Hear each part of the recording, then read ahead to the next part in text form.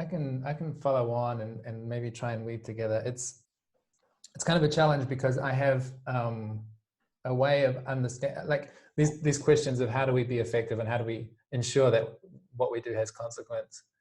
For me, that's an enormous question that I've given so much energy to, and I've got my way of thinking about it, and trying to like package that thinking into a way that makes sense to others is maybe a challenge, but I'll try.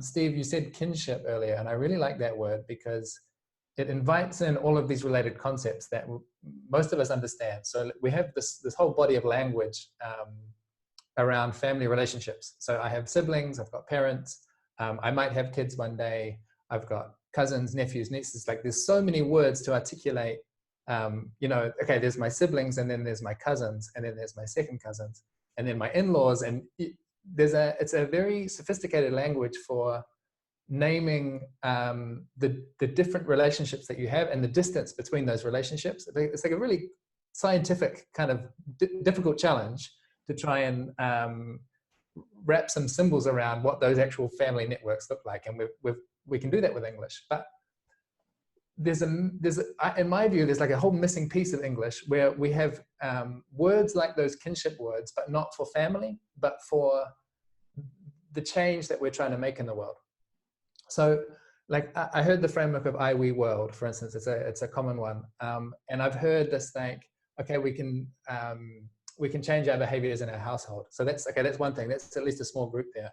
But then there's this missing gap between, okay, there's our household, and then there's the movement with millions of people. But what are the stages in between those? What are the second cousins and the siblings once removed, that half siblings, you know, that we don't really have sophisticated ways of talking or thinking about those relationships. And to me, they're the essential part.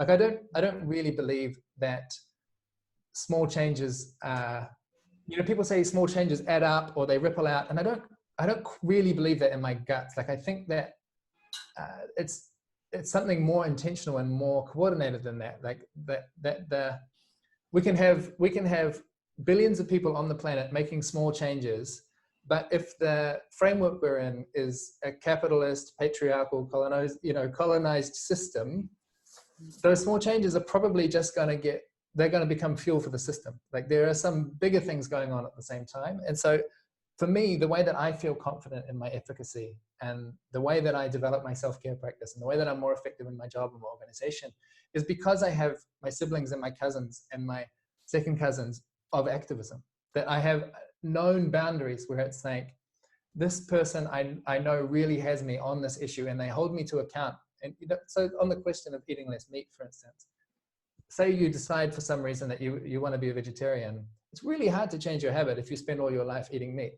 But if you change your habit with 5 people, some peers that you look to and you respect, like it's infinitely more likely that you're going to actually succeed in your goal if you're doing it with buddies. But in our language, when we talk about activism, we're really lacking the ability to talk about these intermediate groups, the ones that are, you know, more than 3 and less than 50 people. And for me, that's where most of the action is actually happening. That's where, you know, we look at Extinction Rebellion, which has mobilized millions of people in the last year or so.